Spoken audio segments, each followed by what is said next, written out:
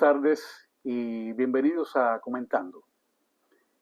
¿Qué tiene que ver la geografía con la espiritualidad? Pues si partimos de que la geografía es la disciplina que estudia la Tierra y su representación gráfica, no tiene nada que ver, o al menos muy poco. Pero hay otro concepto de geografía del cual quisiera hablarles. Y voy a leer este concepto.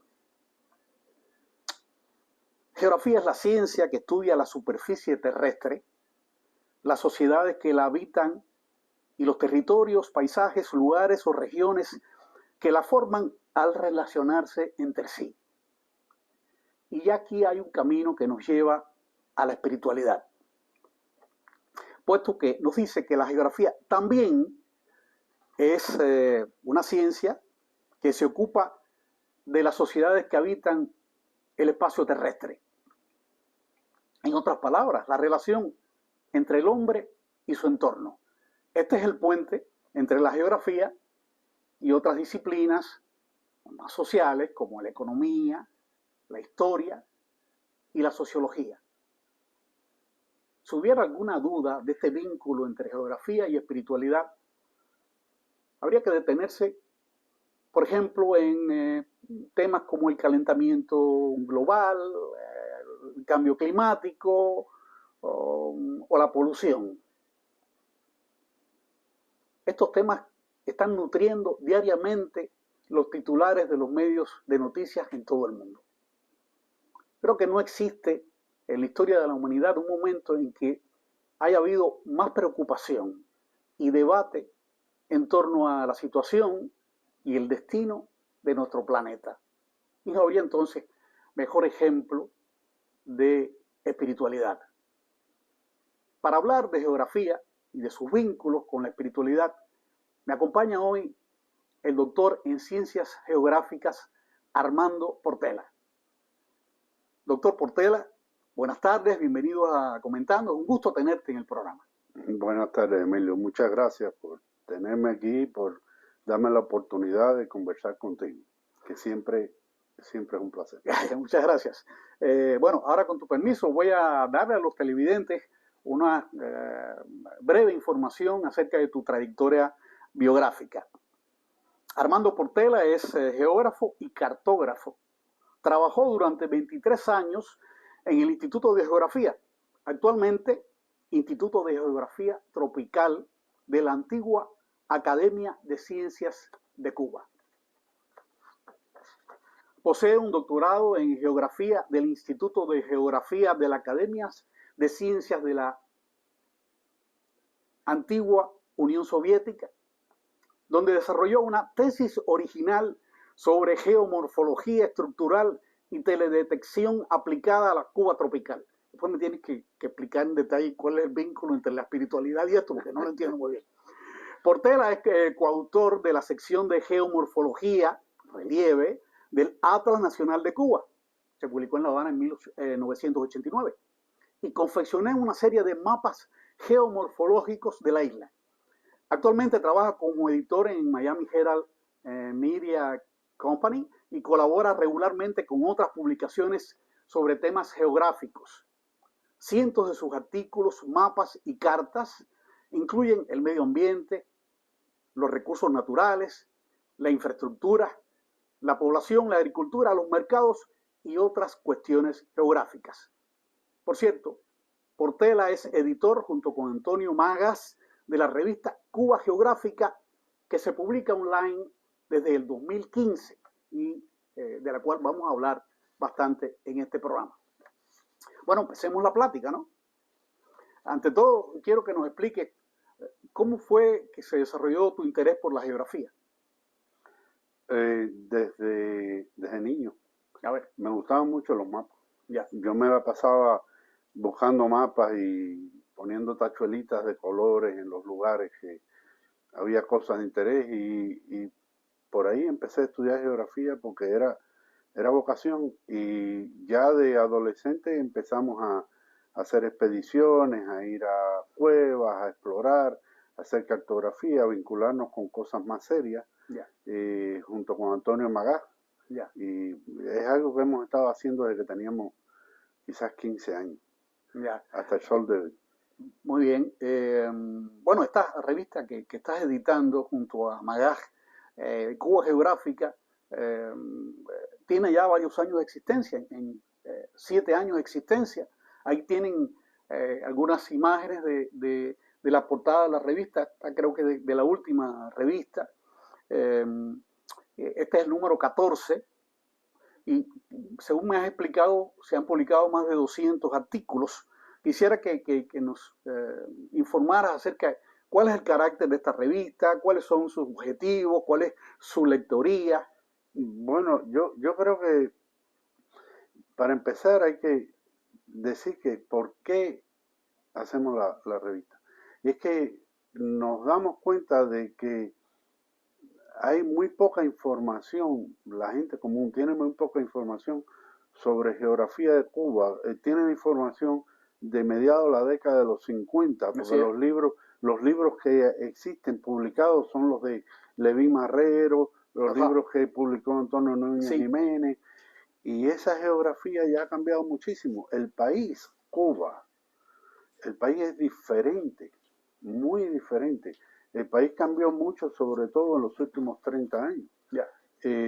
La población es distinta, la economía es distinta, y decidimos hacer una cosa que primero le diera salida a las investigaciones nuevas, a las cosas nuevas que se saben sobre Cuba, sobre su geografía, que llamara la atención además sobre los problemas de la geografía, porque hay muchos problemas en Cuba geográficos, hay problemas de toda naturaleza, Ya.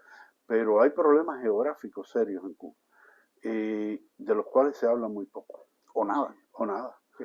Y otra intención que teníamos es sacar del olvido o del destierro ese que se meten a personajes de la geografía y obras geográficas que se eliminaron. Por ejemplo, a Leví Marrero, a libros tan importantes como El estudio de la economía de Cuba, que se hizo en los años 50, un libro extraordinario que desapareció de la vista y casi no, la gente no lo conoce, y son cosas que queremos traer para que lo conozcan el público cubano de aquí y sobre todo de allá. Allá los geógrafos cubanos no tienen toda la información sobre estos problemas y no se estudian mucho de ellos. Entonces, háblame de la audiencia de la revista, es decir, ¿quiénes son los lectores? En buenísima parte son especialistas cubanos, Ya. estudiantes cubanos. Una de las cosas que más nos satisface muchísimo es el interés de los estudiantes cubanos allá, Sí. de geografía y de geología, que se meten en los temas estos y los comentan y quieren saber más y preguntan y piden opinión y consejo de cómo se puede enfocar un problema o el otro y opiniones sobre todo eso lo hace mucho Magaz, que es el coeditor de la revista. Hace 7 años que estás publicando la revista. Quiero saber, es decir, eh, cómo se sustenta desde el punto de vista financiero. Es un chiste casi, ¿no? Es casi un chiste. La estamos haciendo por el sentimiento de que uno tiene un deber, de que yo no puedo aportar nada en otros campos del problema cubano y el debate cubano. Yo puedo ser una voz más del montón. No puedo aportar sensiblemente, pero hay un área en que sí podemos aportar cosas que no se saben, que no se conocen bien, y es la geografía. Y entonces por eso es que lo hacemos y por eso es que nos dirigimos más a la audiencia de la allá. Y lo estamos haciendo eh, justamente así, ya, trabajando sin ningún eh, retribución financiera de nada, Bueno, ningún tipo. quisiera hablar bueno, sabemos que va a tener que ser necesariamente breve, acerca de las investigaciones geográficas en la Cuba de la República. Por eso te voy a pedir que te detengas. ¿Cuáles son, digamos, las personalidades, las dos personalidades más destacadas de la Cuba republicana en el ámbito de la geografía?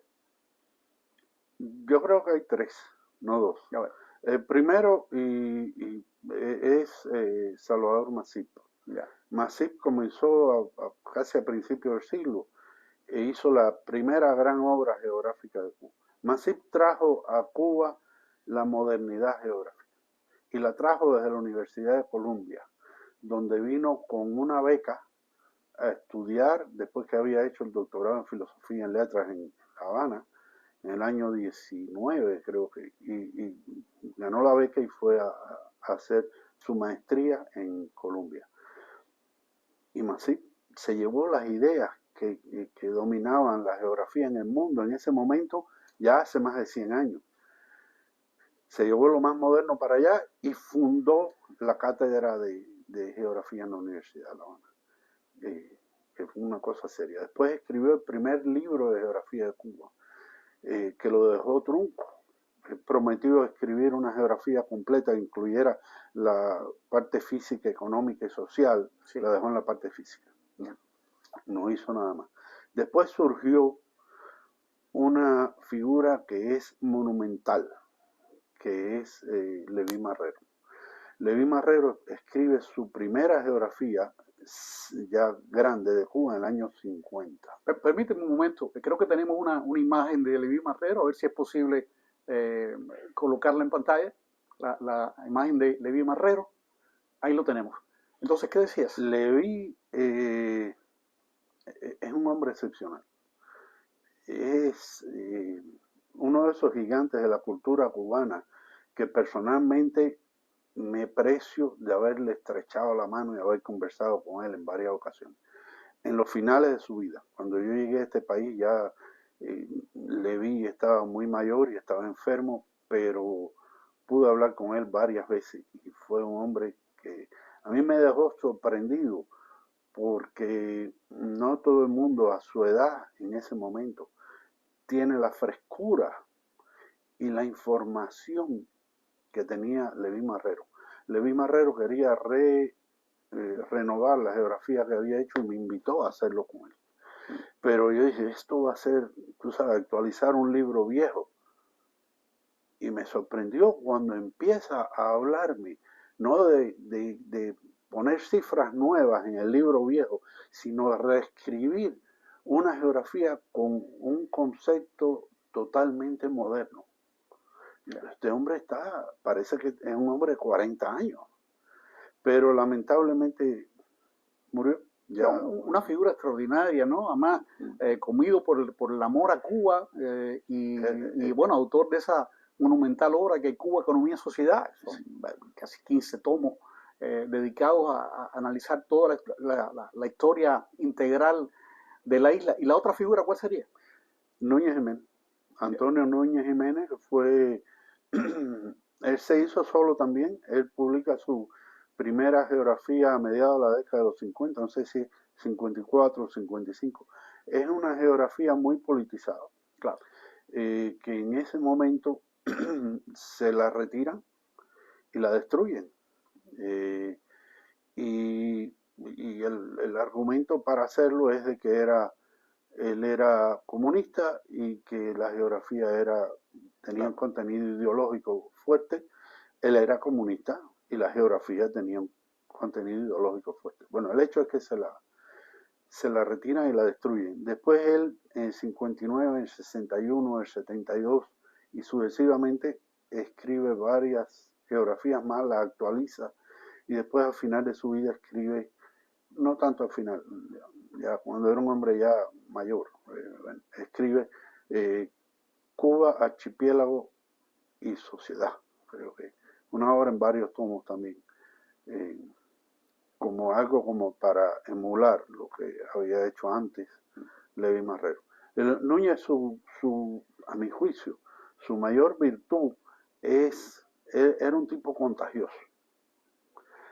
Núñez empezaba a hablar de exploraciones, de cuevas, de subir el pico, esto y lo otro, y la audiencia vibraba, se quería ir a subir a la loma. Y Núñez logró contagiar a mucha gente joven. Mira, los geólogos, geógrafos, eh, geofísicos y especialistas más prominentes hoy en Cuba y fuera comenzaron contagiados con eso. Y Núñez es un tipo importante por ahí. Y llama la atención, yo pienso que las geografías que escribió continuaron su enfoque marxista, quizás, Sí, la geografía, sí. Y aquí vemos la incompatibilidad entre ciencia social e ideología, porque precisamente eh, después del 59, lo primero que hacen los comisarios culturales de la revolución fue destruir la geografía de Leví Marrero. Es una cosa increíble, ¿no? Increíble. Sí. Núñez se pasó la vida lamentando y fustigando el acto de haberle destruido su geografía, que un libro no se destruye, que el pensamiento no se destruye y todo eso, cosa que es verdad. Claro. Pero sin embargo en el año 60 destruyó la de Leví Marrero. Totalmente. Cuando Leví Marrero salió de Cuba, él recogió la geografía, la última edición de las librerías, y no la quemaron, como se quemó la geografía de él. La mandaron a la papelera de Puentes Grandes y la convirtieron en pulpa. Claro. ¿Me entiendes? Pasó con muchos libros, incluso con las bibliotecas de las grandes eminencias intelectuales cubanas. También corrieron la misma suerte. Vayamos, bueno, ya los ha adelantado, pero a partir de 59, ¿cuáles son, digamos, lo más destacado de las investigaciones geográficas en estos 60 años? ¿Dónde están? En la primera parte de la década de los 60 llegan a Cuba los primeros geógrafos de la antigua Unión Soviética. Los trae Núñez Jiménez. Él se va allá, va a la Academia de Ciencias y va al Instituto de Geografía y hace los primeros pactos con ellos y viene a Cuba. Lo que llega a Cuba cuando tú lo miras hoy de geógrafo soviético es la crema innata de la geografía. Llegan figuras que eran descollantes a nivel mundial y se meten todo en Cuba y organizan la creación del primer Atlas Nacional de Cuba, que se publica en 1970. Es un atlas formidable, que increíblemente da por primera vez coherencia a todas las ideas geográficas que había en Cuba. Ahora, el atlas está tiene dos partes. Una parte física, que es la que... Impecable, ¿no? Impecable, te deja, ¿entiendes? Para la época, para el año 70 se publica. Pero la parte económica y social es una parte que está totalmente sesgada. Bueno, a mí eso no me extraña. De hecho, es imposible que en un sistema comunista donde predomina una ideología que rige las relaciones entre los hombres, se pueda hacer ciencia, porque siempre va a estar matizado, mediatizado precisamente por ese punto de vista del partido o del grupo en el poder. Entonces, no es que todo merezca ser destruido o no tenido en cuenta, sino que hay que tomarlo con pinzas, porque hay muchas verdades, pero hay muchas falsedades en todo eso. Sí, hay muchas distorsiones y presentación de datos incompletas y bueno, cuando tú llegas al momento de crear un mapa y todo eso, tienes un arsenal de cosas que te permiten presentar la realidad de una manera distinta. Y de eso se aprovecha mucho y lamentablemente hizo eso. Imagínate que en el Atlas del 70 y después en el Atlas que se hizo en el 89, en el Atlas que se hizo en el 80 y en el que se acaba de hacer, creo que fue el año pasado o en el 2019, no hay un mapa de la emigración. No hay en la geografía cubana, en la demografía cubana, un proceso más importante después de 1959, que no haya sido la emigración masiva de los cubanos. De acuerdo. Y no hay un mapa. No está el Atlas, tú lo abres, buscas y no ha emigrado, eso no es un problema. Entonces, eso lo convierte en algo que no te da toda la información. Sí, ya entramos en la tercera parte y final del programa. Quisiera volver a la revista Cuba Geográfica, que desde hace 7 años tú estás publicando, una revista online, y podemos decir que aquellas personas que estén interesadas en la revista, bueno, hemos estado dando el dato del sitio web donde pueden leerla o escribirle perfectamente a Portela o a mí con el email que a cada momento estamos colocando en la pantalla y pedirnos la revista para decirle cómo obtenerla. Bueno, en cuanto a esta revista, ¿cómo tú combinas aquellos trabajos que noto en la revista que tienen un alto nivel profesional especializado, digamos, de geología, de geomorfología, con otros trabajos más, digamos, de lectura más fácil, sobre todo en esta última número salió un trabajo sobre las expediciones, el paisaje, también hay un trabajo sobre los barrios habaneros, el solar, en fin. ¿Cómo tú combinas una cosa con la otra? Con una cantidad de trabajo monumental. Es muy difícil. Nosotros tratamos de darle a la revista un tono que no sea, un lenguaje que no sea científico. El lenguaje científico es muy árido, Claro. es muy difícil. Entonces tratamos de hacerlo un poco más, no coloquial, pero un poco más accesible al público general. Y le quitamos ese rigor, pero los temas, tratamos de tratar los temas serios que hay ahí, los problemas sobre todo, los problemas de la geografía de Cuba. Hay problemas tan diversos y tan grandes que en algún momento van a tener que enfrentarse. Como por ejemplo, tratamos una vez hace años el problema de la sobreregulación de los recursos hídricos. Ya. Todo el mundo sabe que el país está lleno de represas y se usan. Muchas de ellas no se usan, sobre todo después que la economía colapsó. No se usan, son depósitos de agua que están ahí por gusto. Entonces, pero bueno, ¿qué importa? Pero esa agua no llega al mar, porque está represada. Y si no llega al mar, ¿qué pasa? Se mueren los manglares. Y al morirse los manglares, primero se pierde el hábitat de muchas especies que se refugian en los manglares en sus etapas juveniles y que después son especies comerciales. Entonces se daña la riqueza pesquera de la plataforma insular de Cuba.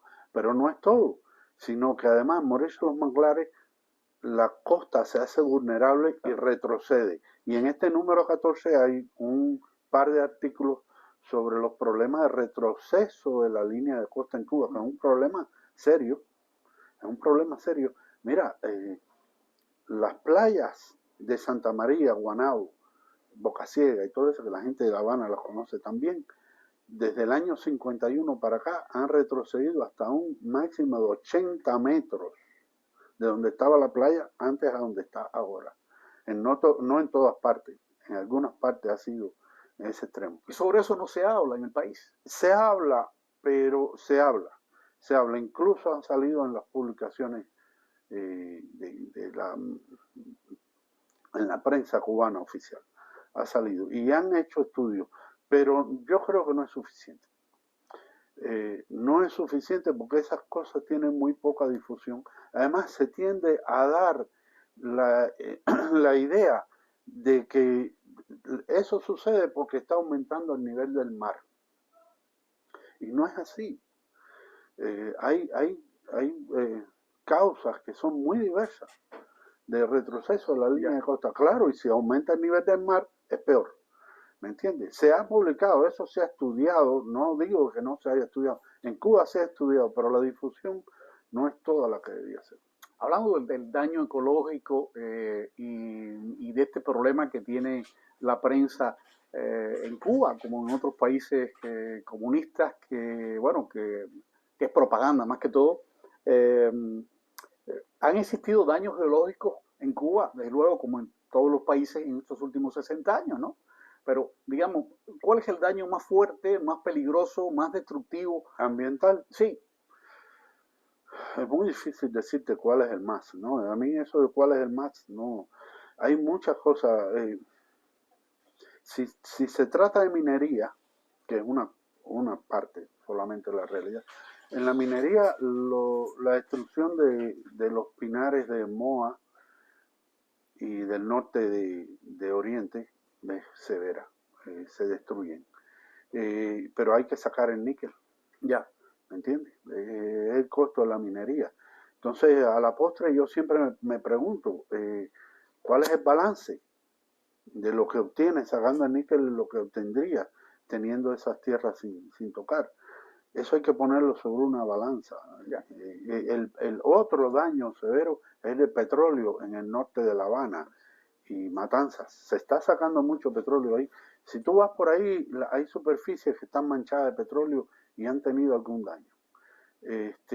Ahora tú te pones a pensar, ¿cuál es el valor de esas tierras frente al mar entre La Habana y Matanzas para la urbanización, para la ciudad, para La Habana futura y Matanzas futura? ¿Tú te imaginas que entre La Habana y Matanzas puede haber una ciudad única? claro. ¿Me entiendes? Y esas tierras tienen un valor colosal. Vale la pena usarlas para sacar un poco de petróleo de mala calidad. Claro que sí. Bueno, que quizás otro de los daños que se cita es el de los pedraplenes, y otro daño que se cita es, por ejemplo, en la zona de Jaui Grande, el plan de cítricos que determinó una extracción violenta del agua subterránea que hizo que se salinizaran los suelos. Yo te preguntaba antes que me dijeras algún ejemplo, porque es que, bueno, ya nos quedan 2 minutos, ¿no? Quisiera una opinión breve tuya de medio Sí, minuto. breve. Bueno, medio minuto. Todo eso ha sucedido. Sucedió mucho con el uso excesivo de fertilizantes y de pesticidas. Fue terrible. Ahora, la crisis de la economía, el colapso de más del 70% de la economía y de la industria cubana desde 1990 hasta ahora, que es el colapso sostenido, Ya, porque no se ha vuelto a levantar. Eso, paradójicamente, ha beneficiado al medio ambiente, porque ya no llegan a esas cantidades. Era 1 millón de toneladas de fertilizantes, ya casi no se usan. Eran más de 100.000 toneladas de pesticidas, ya casi no se usan. claro, creo que ya me están haciendo señas de que llegamos al final, el tiempo se nos ha ido volando, eh, valga la redundancia, porque esto se dice bastante y ahora lo siento más que nunca. Le agradezco al doctor Portela su participación y me despido de nuestros televidentes. Espero que les haya gustado el programa. Hasta el próximo domingo a las 6 de la tarde en Comentando.